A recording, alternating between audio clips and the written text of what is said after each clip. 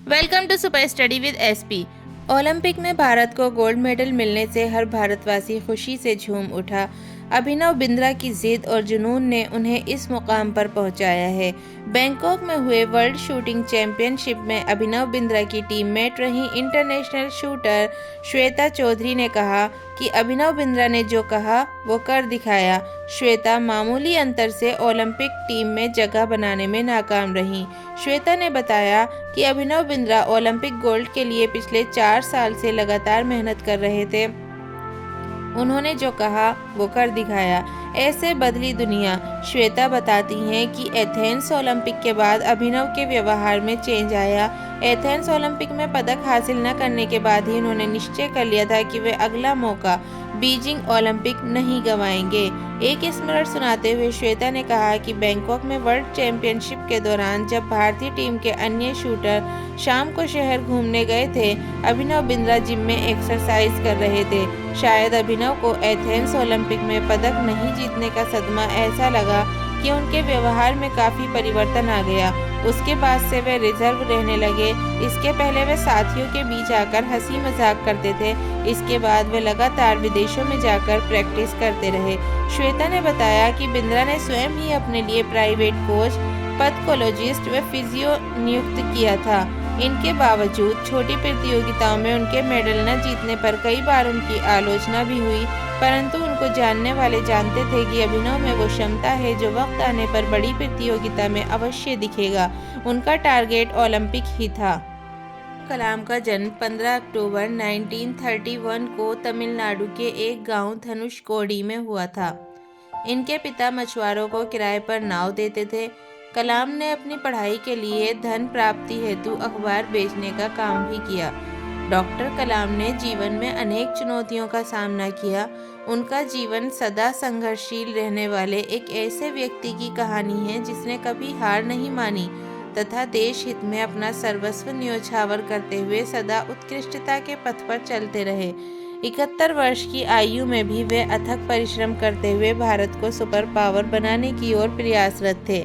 Bharat Ratna doctor Abdul Kalam Bharat के 11वें राष्ट्रपति बने। वे भारत रत्न से सम्मानित होने वाले तीसरे राष्ट्रपति हैं। भारत के मिसाइल कार्यक्रम के जनक डॉक्टर कलाम ने देश को अग्नि एवं पृथ्वी जैसी मिसाइलें देकर चीन एवं पाकिस्तान को इनकी रेंज में लाकर दुनिया को चौंका दिया। एक बार एयरफोर्स के पायलट के इंटरव्यू में 9वें नंबर पर आने के कारण उन्हें निराश होना पड़ा था। वे ऋषिकेश बाबा शिवानंद के पास चले गए एवं अपनी व्यथा उन्हें सुनाई। बाबा ने उन्हें कहा, accept your destiny and go ahead with your life. You are not destined to become an air force pilot. What you are destined to become is not revealed now but it is predetermined. Forget this failure as it was essential to lead you to your existence. Become one with yourself, my son. Surrender yourself to the wish of God. बाबा शिवानंद का कहने का अर्थ ये था कि असफलता से निराश होने की आवश्यकता नहीं। ये असफलता आपकी दूसरी सफलताओं के द्वार खोल सकती है। तुम्हें जीवन में कहाँ पहुँचना है इसका पता नहीं। आप कर्म करो, ईश्वर पर विश्वास करो। You have to dream before your dreams can come true. Doctor Kalam का जीवन हर उस नवयुवक के लिए आदर्श प्रेरणा स्रोत है जो अपने जीवन में एक असफलता मिलने पर ही निराश हो जाते हैं। डॉक्टर कलाम ने अपने सारे जीवन में निस्वार्थ सेवा कार्य किया। उनका राष्ट्र प्रेम और उनका देशभक्ति का जज्बा हर भारतीय के लिए सबक एवं प्रेरणा का पुंज है और हमेशा रहेगा। किसी भी एंट्रेंस की तैयारी कर रहे हैं तो आपको हार नहीं माननी चाहिए। जो हार मानते हैं वो खुद से हार जाते हैं। जीवन में कठिनाइयां आना निश्चित है, लेकिन ये हमारे हाथ में है कि हम उन कठिनाइयों का सामना किस तरह करते हैं। हार न मानने का जज्बा हमें सफलता की ओर ले जाता है। चाहे परिस्थितियां कितनी भी प्रतिकूल क्यों न हो, अगर हम अपने मन में यह ठान लें कि हमें हार नहीं माननी है तो कोई भी बाधा हमें रोक नहीं सकती। ये जज्बा हमें बार बार गिरने के बाद भी उठने की ताकत देता है। इसका उद्देश्य है पाठकों को ये सिखाना कि असली जीत वही है जो कठिनाइयों से लड़कर हासिल की जाती है। हार मानने से पहले हर संभव प्रयास करना चाहिए, क्योंकि प्रयास कभी व्यर्थ नहीं जाते। जो लोग हार नहीं मानते वे ही जीवन में असली विजेता बनते हैं। हार न मानने का जज्बा सफलता की कुंजी है। कठिनाइयों से लड़कर ही असली जीत मिलती है। हर बार गिरने के बाद उठना जरूरी है। हार मानने से पहले हर संभव प्रयास करें। जो हार नहीं मानता वही असली विजेता होता है। आपको मोटिवेट करने के लिए स्टडी पॉइंट आपके साथ खड़ा है। अपनों का साथ जीवन को संवारता है और कठिनाइयों को हल्का करता है।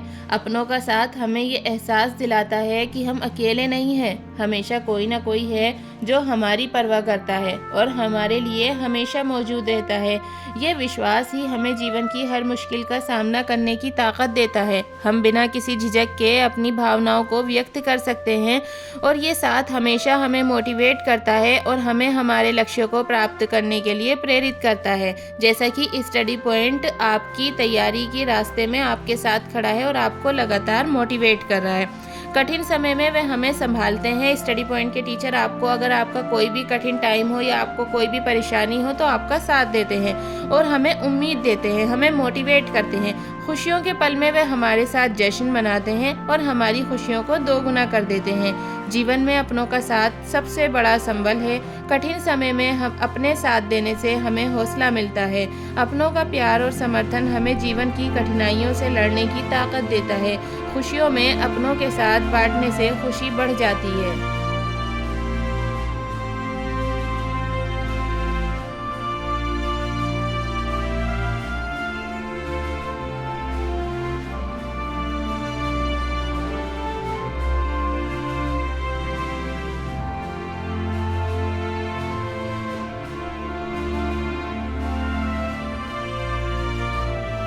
Welcome to super study with SP. किसी भी एंट्रेंस की तैयारी कर रहे हैं तो आपको हार नहीं माननी चाहिए। जो हार मानते हैं वो खुद से हार जाते हैं। जीवन में कठिनाइयां आना निश्चित है, लेकिन ये हमारे हाथ में है कि हम उन कठिनाइयों का सामना किस तरह करते हैं। हार न मानने का जज्बा हमें सफलता की ओर ले जाता है। चाहे परिस्थितियां कितनी भी प्रतिकूल क्यों न हो, अगर हम अपने मन में यह ठान लें कि हमें हार नहीं माननी है तो कोई भी बाधा हमें रोक नहीं सकती। यह जज्बा हमें बार बार गिरने के बाद भी उठने की ताकत देता है। इसका उद्देश्य है पाठकों को ये सिखाना कि असली जीत वही है जो कठिनाइयों से लड़कर हासिल की जाती है। हार मानने से पहले हर संभव प्रयास करना चाहिए, क्योंकि प्रयास कभी व्यर्थ नहीं जाते। जो लोग हार नहीं मानते वे ही जीवन में असली विजेता बनते हैं। हार न मानने का जज्बा सफलता की कुंजी है। कठिनाइयों से लड़कर ही असली जीत मिलती है। हर बार गिरने के बाद उठना जरूरी है। हार मानने से पहले हर संभव प्रयास करें। जो हार नहीं मानता वही असली विजेता होता है। आपको मोटिवेट करने के लिए स्टडी पॉइंट आपके साथ खड़ा है। अपनों का साथ जीवन को संवारता है और कठिनाइयों को हल्का करता है। अपनों का साथ हमें ये एहसास दिलाता है कि हम अकेले नहीं हैं। हमेशा कोई ना कोई है जो हमारी परवाह करता है और हमारे लिए हमेशा मौजूद रहता है। ये विश्वास ही हमें जीवन की हर मुश्किल का सामना करने की ताकत देता है। हम बिना किसी झिझक के अपनी भावनाओं को व्यक्त कर सकते हैं और ये साथ हमेशा हमें मोटिवेट करता है और हमें हमारे लक्ष्यों को प्राप्त करने के लिए प्रेरित करता है। जैसा कि स्टडी पॉइंट आपकी तैयारी के रास्ते में आपके साथ खड़ा है और आपको लगातार मोटिवेट कर रहा है। कठिन समय में वे हमें संभालते हैं। स्टडी पॉइंट के टीचर आपको अगर आपका कोई भी कठिन टाइम हो या आपको कोई भी परेशानी हो तो आपका साथ देते हैं और हमें उम्मीद देते हैं, हमें मोटिवेट करते हैं। खुशियों के पल में वे हमारे साथ जश्न मनाते हैं और हमारी खुशियों को दोगुना कर देते हैं। जीवन में अपनों का साथ सबसे बड़ा संबल है। कठिन समय में हम अपने साथ देने से हमें हौसला मिलता है। अपनों का प्यार और समर्थन हमें जीवन की कठिनाइयों से लड़ने की ताकत देता है। खुशियों में अपनों के साथ बांटने से खुशी बढ़ जाती है। ओलंपिक में भारत को गोल्ड मेडल मिलने से हर भारतवासी खुशी से झूम उठा। अभिनव बिंद्रा की जिद और जुनून ने उन्हें इस मुकाम पर पहुंचाया है। बैंकॉक में हुए वर्ल्ड शूटिंग चैंपियनशिप में अभिनव बिंद्रा की टीममेट रही इंटरनेशनल शूटर श्वेता चौधरी ने कहा कि अभिनव बिंद्रा ने जो कहा वो कर दिखाया। श्वेता मामूली अंतर से ओलंपिक टीम में जगह बनाने में नाकाम रहीं। श्वेता ने बताया कि अभिनव बिंद्रा ओलंपिक गोल्ड के लिए पिछले 4 साल से लगातार मेहनत कर रहे थे। उन्होंने जो कहा वो कर दिखाया। ऐसे बदली दुनिया। श्वेता बताती हैं कि एथेंस ओलंपिक के बाद अभिनव के व्यवहार में चेंज आया। एथेंस ओलंपिक में पदक हासिल न करने के बाद ही उन्होंने निश्चय कर लिया था कि वे अगला मौका बीजिंग ओलंपिक नहीं गंवाएंगे। एक स्मरण सुनाते हुए श्वेता ने कहा कि बैंकॉक में वर्ल्ड चैंपियनशिप के दौरान जब भारतीय टीम के अन्य शूटर शाम को शहर घूमने गए थे, अभिनव बिंद्रा जिम में एक्सरसाइज कर रहे थे। शायद अभिनव को एथेंस ओलंपिक में पदक नहीं जीतने का सदमा ऐसा लगा कि उनके व्यवहार में काफी परिवर्तन आ गया। उसके बाद से वे रिजर्व रहने लगे। इसके पहले वे साथियों के बीच आकर हंसी मजाक करते थे। इसके बाद वे लगातार विदेशों में जाकर प्रैक्टिस करते रहे। श्वेता ने बताया कि बिंद्रा ने स्वयं ही अपने लिए प्राइवेट कोच, पथोलॉजिस्ट व फिजियो नियुक्त किया था। इनके बावजूद छोटी प्रतियोगिताओं में उनके मेडल न जीतने पर कई बार उनकी आलोचना भी हुई, परंतु उनको जानने वाले जानते थे कि अभिनव में वो क्षमता है जो वक्त आने पर बड़ी प्रतियोगिता में अवश्य दिखेगा। उनका टारगेट ओलंपिक ही था। कलाम का जन्म 15 अक्टूबर 1931 को तमिलनाडु के एक गांव धनुषकोडी में हुआ था। इनके पिता मछुआरों को किराए पर नाव देते थे। कलाम ने अपनी पढ़ाई के लिए धन प्राप्ति हेतु अखबार बेचने का काम भी किया। डॉक्टर कलाम ने जीवन में अनेक चुनौतियों का सामना किया। उनका जीवन सदा संघर्षशील रहने वाले एक ऐसे व्यक्ति की कहानी है जिसने कभी हार नहीं मानी तथा देश हित में अपना सर्वस्व न्योछावर करते हुए सदा उत्कृष्टता के पथ पर चलते रहे। 71 वर्ष की आयु में भी वे अथक परिश्रम करते हुए भारत को सुपर पावर। मैं कतरा होकर तूफानों से जंग लड़ता हूँ, मुझे बचाना समंदर की जिम्मेदारी है। कोई बताइए उसके गुरूर भेजा को, वो जंग हमने लड़ी ही नहीं जो हारी है। दुआ करो कि सलामत रहे मेरी हिम्मत, एक चराग कई आंधियों पे भारी है। ये है तो सबके लिए लेकिन ये जिद हमारी है, एक इसी बात पे दुनिया से जंग जारी है। उड़ान वालों उड़ानों पे वक्त भारी है, परों की अफके नहीं हौसलों की बारी है। हर एक सांस पे पहरा है बेयकीनी का, ये जिंदगी तो नहीं मौत की सवारी है। इसी से जलते हैं सहराए आरज़ू में चिराग, ये तिसनगी तो मुझे जिंदगी से प्यारी है। मैं कतरा होकर भी तूफान से जंग लड़ लेता हूँ, मुझे बचाना समंदर की जिम्मेदारी है। मंजिल से आगे बढ़कर मंजिल तलाश कर, मिल जाए तुझको दरिया तो समंदर तलाश कर। हर शीशा टूट जाता है पत्थर की चोट से, पत्थर ही टूट जाए वो शीशा तलाश कर। सजदों से तेरे क्या हुआ सदियाँ गुजर गई, दुनिया तेरी बदल दे वो सजदा तलाश कर। ईमान तेरा टूट गया रहबर के हाथ से, ईमान तेरा बचा ले वो रहबर तलाश कर। हर शख्स जल रहा है अदावत की आग में, इस आग को बुझा दे वो पानी तलाश कर। करे ऊँट पे सवार अपने गुलाम को, पैदल वो खुद चले वो आका तलाश कर। किसी भी एंट्रेंस की तैयारी के लिए खुद पर भरोसे के साथ साथ जोश जुनून और जज्बा होना बहुत जरूरी है। इसके लिए कुछ लाइनें पेश की गई हैं। सफर में धूप तो होगी ही, चल सको तो चलो, भीड़ है भीड़ में तुम निकल सको तो चलो। किसी के वास्ते राहें कहाँ बदलती हैं, तुम अपने आप को खुद ही बदल सको तो चलो। यहाँ किसी को कोई रास्ता नहीं देता, मुझे गिरा के अगर तुम संभल सको तो चलो। कहीं नहीं कोई सूरज धुआं धुआं है फिजा, खुद अपने आप से बाहर निकल सको तो चलो। यही है जिंदगी कुछ ख्वाब चंद उम्मीदें, इन्हीं खिलौनों से तुम भी बहल सको तो चलो। अगर आपने किसी एंट्रेंस को क्वालिफाई करने का मन बना लिया है तो फिर उस पर डटे रहो और बड़े चलो। इसी के लिए जैसे मैं आपके लिए कुछ लाइनें पेश कर रहा हूँ। न हाथ एक शस्त्र हो, न हाथ एक अस्त्र हो, न अन्न वीर वस्त्र हो, हटो नहीं डरो नहीं बड़े चलो बड़े चलो। रहे समक्ष हिम शिखर, तुम्हारा प्रण उठे निखर, भले ही जान जन बिखर, रुको नहीं झुको नहीं बड़े चलो बड़े चलो। घटा घिरी अटूट हो अधर में कालकूट हो, वहीं सुधा का घूंट हो, जिए चलो मरे चलो बढ़े चलो बढ़े चलो। गगन उगलता आग हो, छिड़ा मरण का राग हो, लहू का अपने फाग हो, अड़ो वहीं कड़ो वहीं बढ़े चलो बढ़े चलो। चलो नई मिसाल हो, जलो नई मिसाल हो, बड़ो नया कमाल हो, झुको नहीं रुको नहीं बढ़े चलो बढ़े चलो।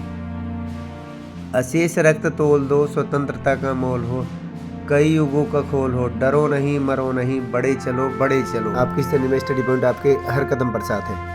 Welcome to super study with SP. Olympic में भारत को गोल्ड मेडल मिलने से हर भारतवासी खुशी से झूम उठा।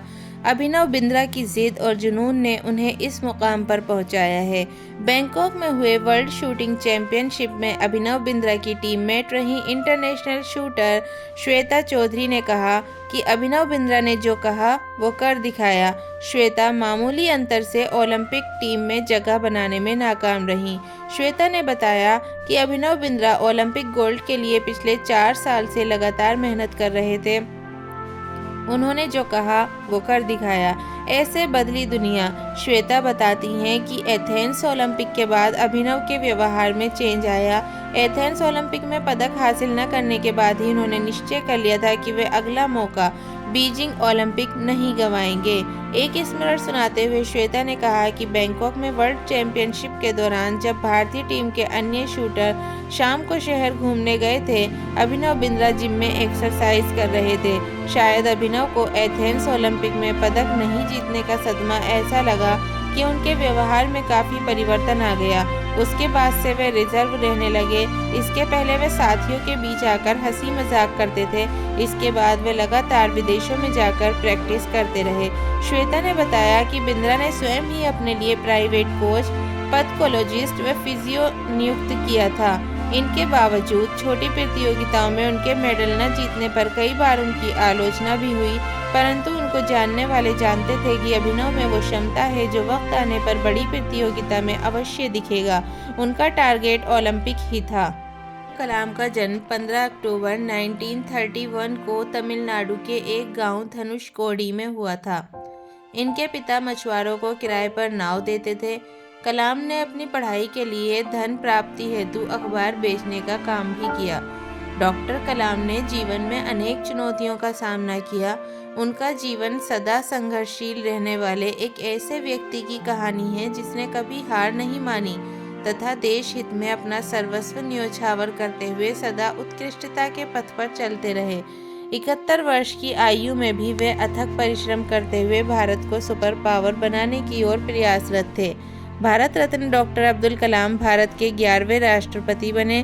वे भारत रत्न से सम्मानित होने वाले तीसरे राष्ट्रपति हैं। भारत के मिसाइल कार्यक्रम के जनक डॉक्टर कलाम ने देश को अग्नि एवं पृथ्वी जैसी मिसाइलें देकर चीन एवं पाकिस्तान को इनकी रेंज में लाकर दुनिया को चौंका दिया। एक बार एयरफोर्स के पायलट के इंटरव्यू में 9वें नंबर पर आने के कारण उन्हें निराश होना पड़ा था। वे ऋषिकेश बाबा शिवानंद के पास चले गए एवं कलाम का जन्म 15 अक्टूबर 1931 को तमिलनाडु के एक गांव धनुषकोडी में हुआ था। इनके पिता मछुआरों को किराए पर नाव देते थे। कलाम ने अपनी पढ़ाई के लिए धन प्राप्ति हेतु अखबार बेचने का काम भी किया।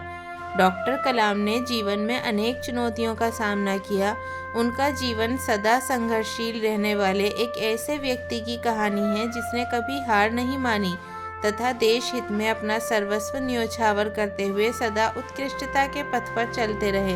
71 वर्ष की आयु में भी वे अथक परिश्रम करते हुए भारत को सुपर पावर बनाने की ओर प्रयासरत थे। भारत रत्न डॉक्टर अब्दुल कलाम भारत के 11वें राष्ट्रपति बने। वे भारत रत्न से सम्मानित होने वाले तीसरे राष्ट्रपति हैं।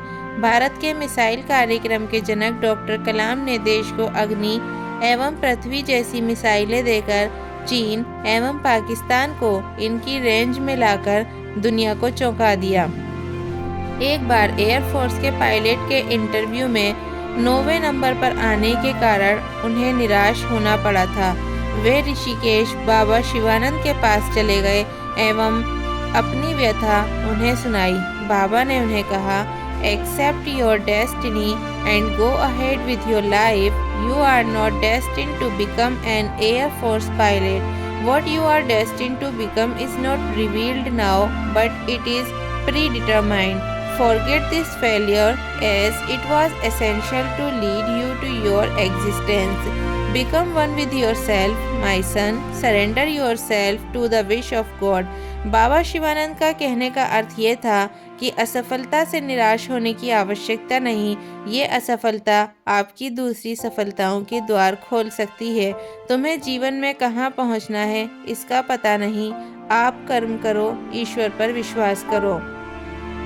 You have to dream before your dreams can come true. Doctor Kalam का जीवन हर उस नवयुवक के लिए आदर्श प्रेरणा स्रोत है जो अपने जीवन में एक असफलता मिलने पर ही निराश हो जाते हैं। डॉक्टर कलाम ने अपने सारे जीवन में निस्वार्थ सेवा कार्य किया। उनका राष्ट्र प्रेम और उनका देशभक्ति का जज्बा हर भारतीय के लिए सबक एवं प्रेरणा का पुंज है और हमेशा रहेगा। ओलंपिक में भारत को गोल्ड मेडल मिलने से हर भारतवासी खुशी से झूम उठा। अभिनव बिंद्रा की जिद और जुनून ने उन्हें इस मुकाम पर पहुंचाया है। बैंकॉक में हुए वर्ल्ड शूटिंग चैंपियनशिप में अभिनव बिंद्रा की टीममेट रही इंटरनेशनल शूटर श्वेता चौधरी ने कहा कि अभिनव बिंद्रा ने जो कहा वो कर दिखाया। श्वेता मामूली अंतर से ओलंपिक टीम में जगह बनाने में नाकाम रहीं। श्वेता ने बताया कि अभिनव बिंद्रा ओलंपिक गोल्ड के लिए पिछले 4 साल से लगातार मेहनत कर रहे थे। उन्होंने जो कहा वो कर दिखाया। ऐसे बदली दुनिया। श्वेता बताती हैं कि एथेंस ओलंपिक के बाद अभिनव के व्यवहार में चेंज आया।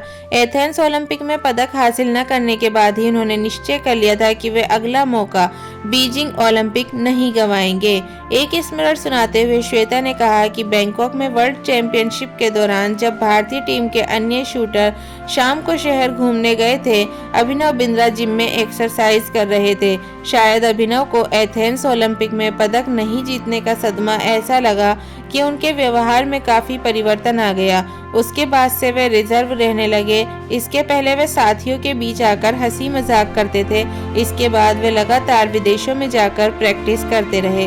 श्वेता ने बताया कि बिंद्रा ने स्वयं ही अपने लिए प्राइवेट कोच, पैथोलॉजिस्ट व फिजियो नियुक्त किया था। इनके बावजूद छोटी प्रतियोगिताओं में उनके मेडल न जीतने